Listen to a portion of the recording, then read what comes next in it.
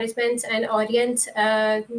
Me, Maryam Zulfiqar, Trainingwali, working as Vice Principal at Rehan School Online Academy and facilitator at Rehan AI Teachers Institute, Teacher Training Bootcamp for 2 months, and Rehan School Golden Club for senior citizens who are having age 65 years above.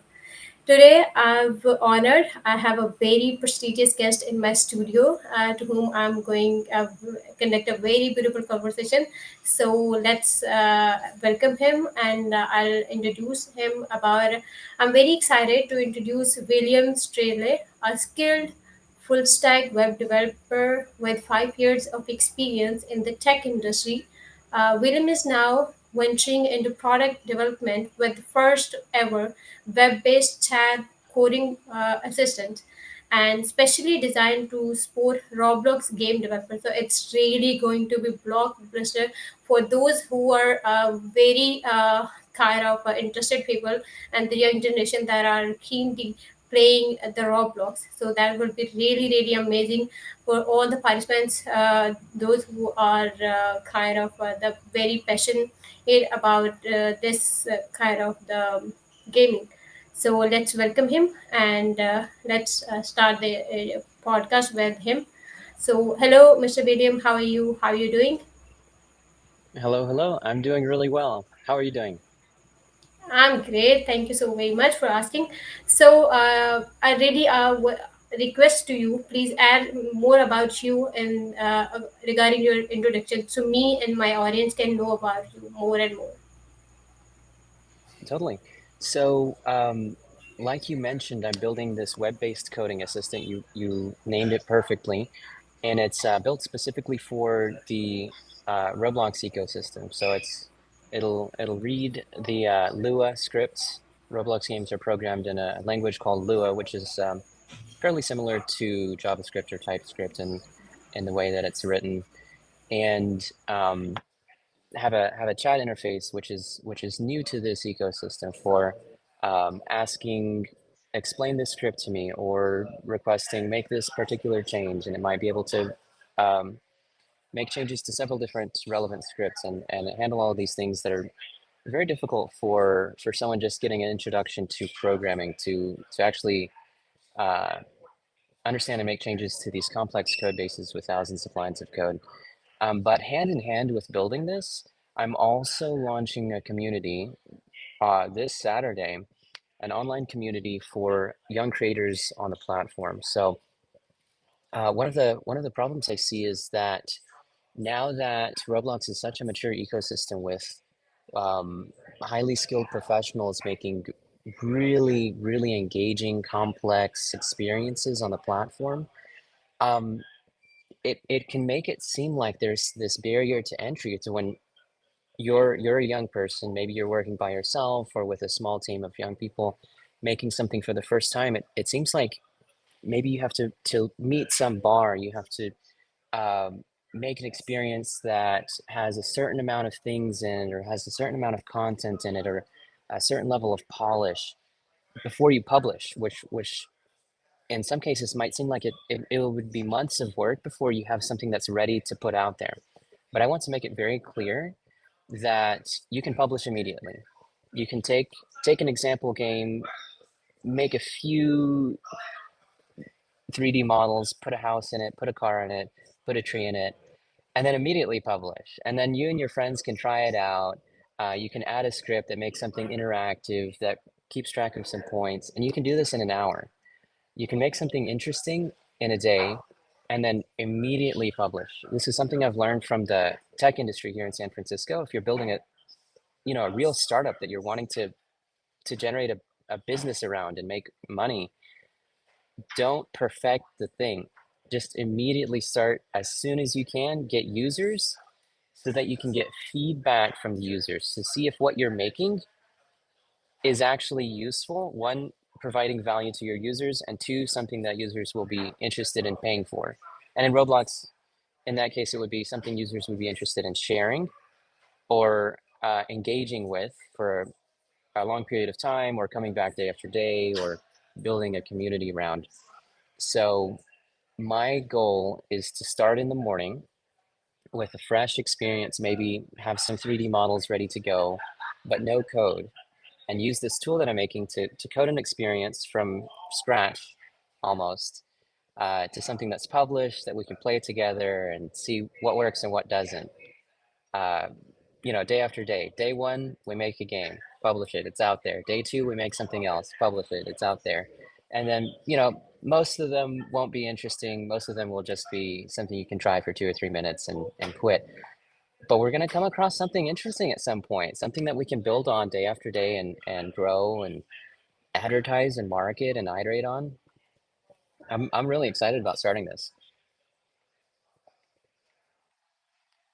That's really amazing regarding the Roblox that you are going to launch very soon, and the kids are really eagerly waiting for this game. And now this kind of a new innovation and new technology as well that you will emerging with it. That's really amazing. But I just want to know about your childhood first, so that we can step by step come up to your present right now. Okay. So, what kind of the childhood you spent in your childhood time, and how was your study period when you were a student? Okay.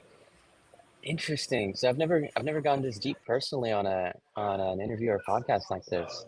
But so I grew up as an only child, no siblings, just my parents and I. Um, my father's family was hundreds of miles away. My mother's family was thousands of miles away. And so it's just us. And outside of going to school, I would be at home. And luckily, that was when broadband internet was finally popular and cheap, and you could get an affordable computer and connect to these new. Uh, what was most interesting to me online were MMORPGs, so massively multiplayer online role-playing games like um, RuneScape, which is now called Old School RuneScape, or Toontown Online, and then this game called Roblox, which people now don't realize how long Roblox has been around. But I connected to Roblox in 2007. I Googled building game and I found it.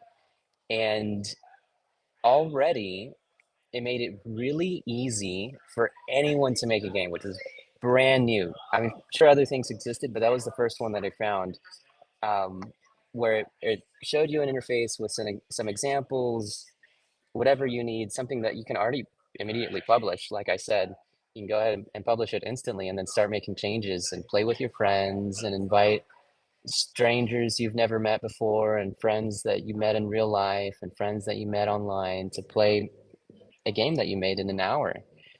And and that was a really good experience for me to get, socialized, to learn how to interact with other people as a young person.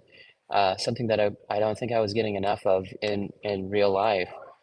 So I think it was a really huge benefit for me and a really positive thing for me growing up to be able to interact in a 3D world more than just text, um, but have like almost a physical experience that I didn't normally have the opportunity to.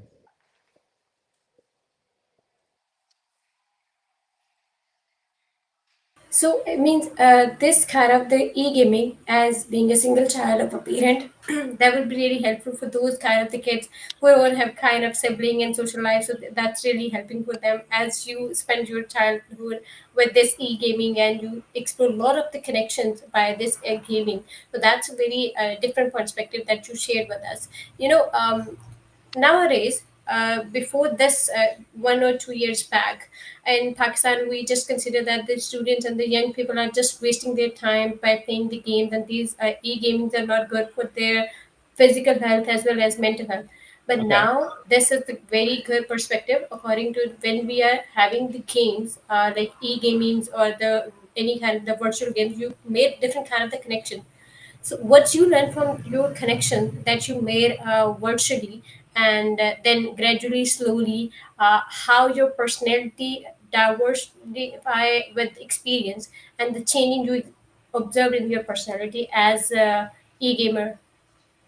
The changes I observed in my personality. I mean, it's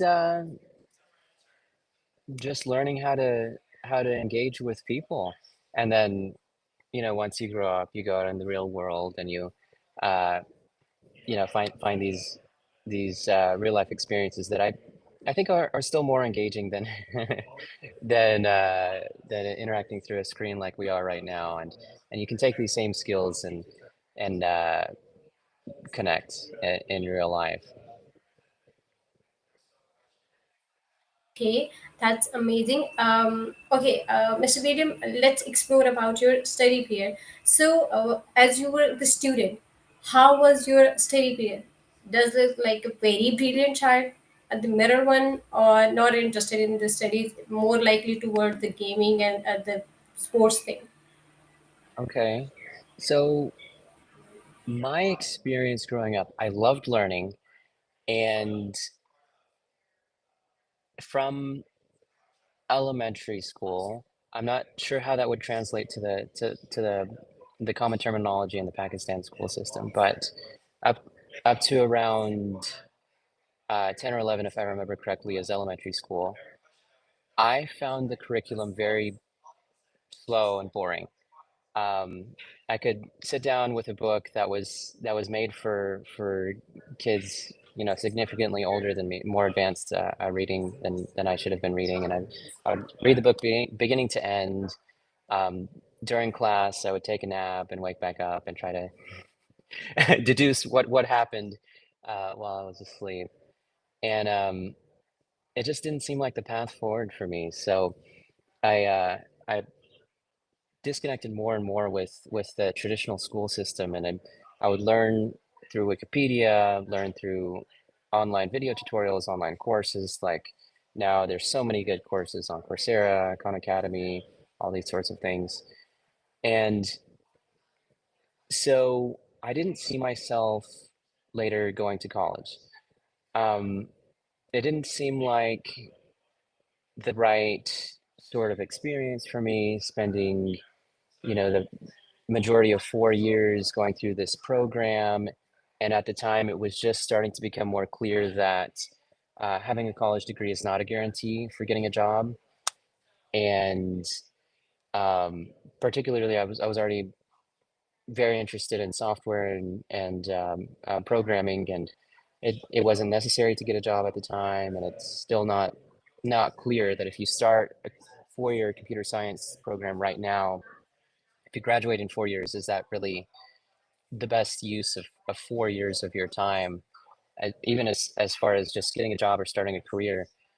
Um, so in high school, which is ages like 14 to 17, 18, I um, was using a Windows computer, deleted Windows, installed Linux, and I would run the game servers like Minecraft or um, what was before Discord, it was TeamSpeak. You had to run it on your computer in order to voice chat with your friends. I would run that, and I would brag about the uptime, which is how many hours or how many days the server was running contiguously without an error or without a break.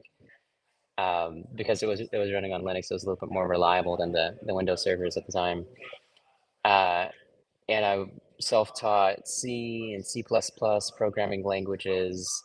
And I eventually met someone who owns this small software development company in Dallas, who connected me with a really good online video course, like I mentioned, on a platform called Pluralsight, which is very similar to Coursera or Khan Academy, but a high quality set of courses, 100 hours plus in programming and C sharp.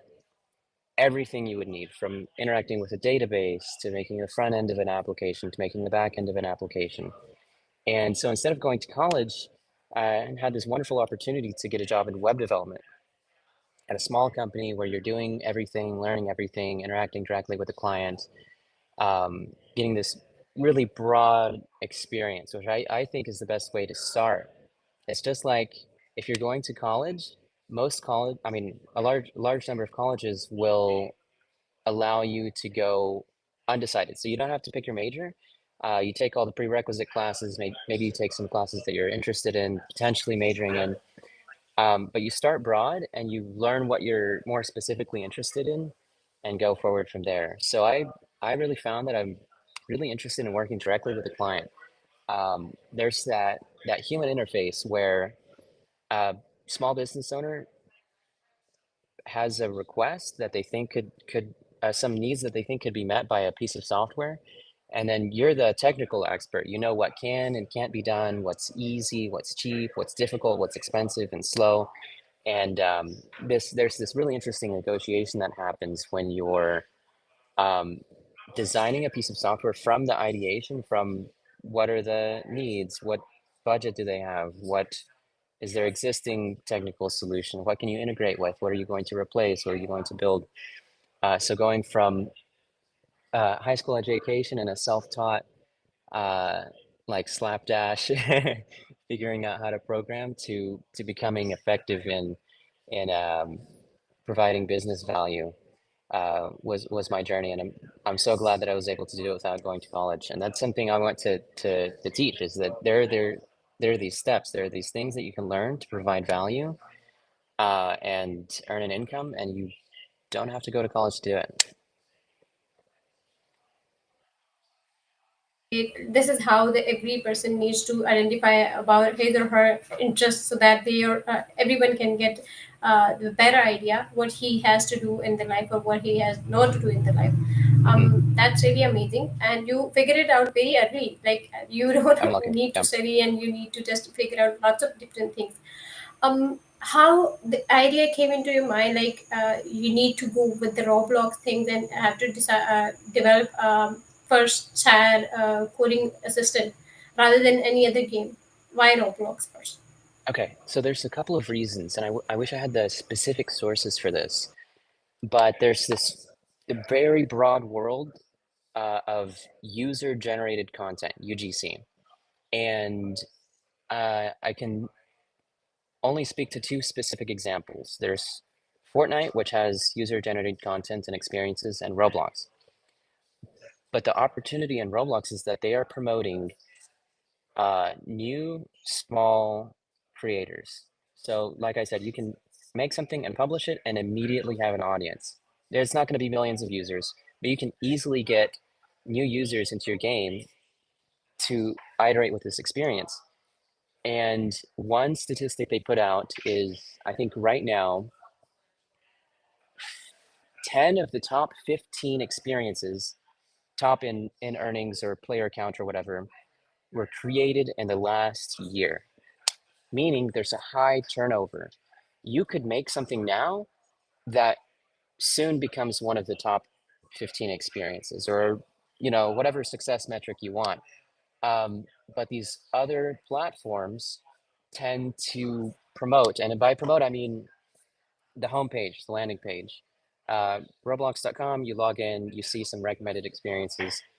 It recommends you some things that are brand new. Um, but other platforms are promoting existing successful experiences. So there's a much smaller turnover and a much smaller opportunity for you to make something for the first time that eventually succeeds. So I think that Roblox is the best opportunity to teach new people to come onto the platform and make something, because it's realistic to make something that eventually, not the first thing that you make, but you can learn this whole system of what players are interested in, how to make the thing, how to publish the thing, how to market the thing, how to advertise the thing, and eventually make an income, which is not really realistic on some other platforms. You need um, skills and experience and years of trying and marketing, and probably some budget to be able to break that barrier. So to summarize, it's there's just this amazing opportunity in Roblox where you don't need an advertising budget. You don't need all the skills and experience. You can start and build from nothing to something. And also, to take it even a more step back, a broader step, here in San Francisco, there's this tech startup world where you can build something from nothing. Let's say it's a software as a service, and try to get users and try to get some revenue and build it into a business that you can live off of. You can hire employees, you can sell the business. And in Roblox, you do a similar thing. You can start from nothing, you can make something and eventually get users and eventually get revenue. And I think this is a one-to-one exact relationship of skills and experience. You go from ideation in a Roblox game or ideation in a tech startup to programming to design to publishing or launching to marketing and advertising and eventually selling this thing. And if you grow up and you're doing this in Roblox, you're doing all of these steps over and over. You can take all of this years of skills and experience that you've developed and start your own, real adult business or tech startup, or get a job at one of these successful startups where they're looking for people who have done this before. And you can sit in an interview and describe all these things that you've done, and they'll say, that's what we do. We build things from scratch. We look for the first users. We talk to the users. We build this thing. So this is just such an amazing opportunity to learn this from nothing, which is the most difficult thing to do. That's really amazing. And from your all the explanation today, I got to know that why Rehan included this Roblox in our curriculum. And that's really mandatory for every student to play Roblox at the first week when he or she enrolled in the school. Oh, Whether it's a boy, it's a girl, they have to play it for the whole week at the hmm. very start of this part of the system. So that's really amazing. Like you explain the whole procedure when you just start with the zero, and eventually later on after some time you will be a hero of this game, and you will get lots of different things or hands-on experience, and your critical thinking, your life-based experiences, and you learn different kind of the skill like programming, marketing, and lots of different other things. That's really amazing about Roblox. And I'm not very fond of the playing e-games and not the physical ones, but after this I think I need to go for it. Yeah. It's an Okay, interesting world. that's really yeah, that's really amazing. And I'm listening from you. That's really kind of fascinating me. But later on, when I was playing with these kids, I was kind of very bored. This is not about the game. How can I play it? But Hmm. now I'll try to see the game with your perspective, and maybe that will be a different experience for me as well. Hmm. Okay, William, my next question is that when we are playing the games or the this kind of the digital games, how much this time you allocate in your whole day, or you were just playing after schooling to connect to people? Because you know what, when we have some kind of a connection to different kind of the people in virtually, so we are more into it. So how did you balance in your routine? You're asking how did I balance the amount of time that I spent playing games as a child? Exactly. Okay. Mm, I think as a young person, it should fall on your parents to manage this. And if I'm speaking to an audience of young people, um, you should understand that if your parents are allocating a certain amount of time, you have this much time to play, and then you have to go outside and do real things. They're thinking about this from a much larger perspective of you need to take these.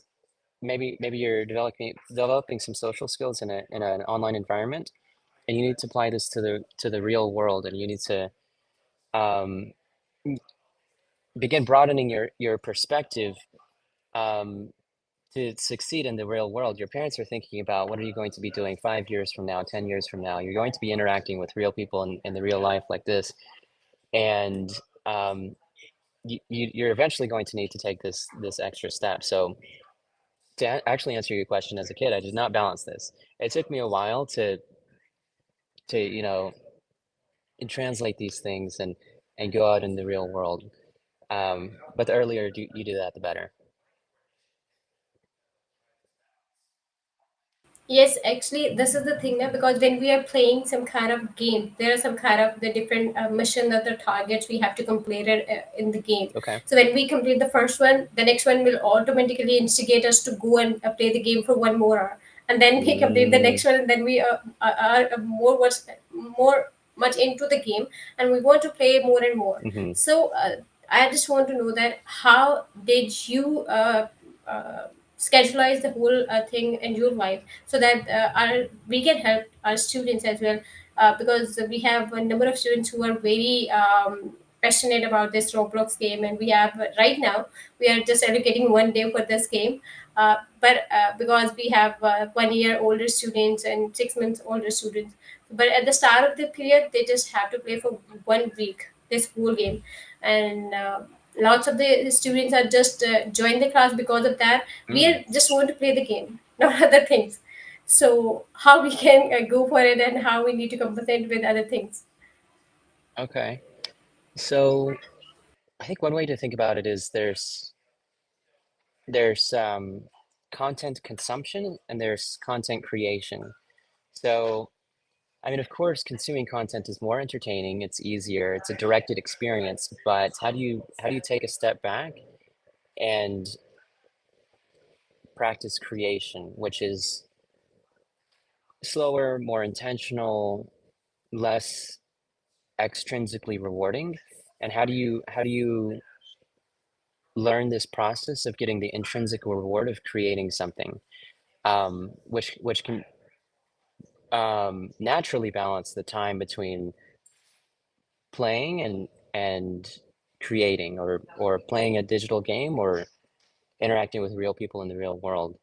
Um, so there's two ways to go about it. You could be uh, you could dictate this time, which is necessary, or you could take a step back and try to develop a process for showing young people the intrinsic and also extrinsic rewards of creating, and encourage this in a holistic way. And I can only speak to this at a high level. I don't have specific advice for how do you encourage creativity, for lack of a better term. That sounds amazing, and I really appreciate your time and presence in my podcast series. Thank you so very much for being the part of it. Lastly, I just request you, please share some tips and tricks in 3 to 2 points that how the kids that are more into gaming they can develop their career, that you gone through all the process and you develop this whole thing. Could you ask that one more time? I just want to ask you regarding the student who Mhm. wants to build or make his career in the gaming, how they have to start up, as you just start a very small step. Okay. My best advice is to publish immediately and iterate quicker. And by that, I mean take feedback from your users. Some of it will be bad advice and some of it will be good advice. It's very important to understand that some of what you hear is just noise. And that's the difficult thing, is to separate which direction should you actually go in, with regards to user feedback, and which direction would just be a goose chase. Um, so, and to go hand in hand with that, um, limit the scope of what you're doing, because it's really easy to think, I want to make the next big thing, this next very complex thing, which will take a lot of time to develop and will actually necessitate learning a lot of new things in order to achieve, as opposed to what can you accomplish in the next 1 day of work or in the next 1 hour of work. Um, what will you actually be able to publish that works sooner, so that, like I said, you can start the cycle of having something that's usable and then improve it and then improve it, rather than something that might be usable next year. Okay, thank you so very much for such a wonderful piece of advice, and we really love to play your game when you have with this. Please share with us so that our students and we play with the game and share our experience and be part of your experience matter and the opinion that you already working for the people's opinion, how they share with your games and sharing day to day life. So thank you so very much for being the part of it, and I'll try to play it one more time and then I'll share my experience definitely. All right, looking So forward to it. Thank you so much for having me. Thank you for your time. Thank you so very much.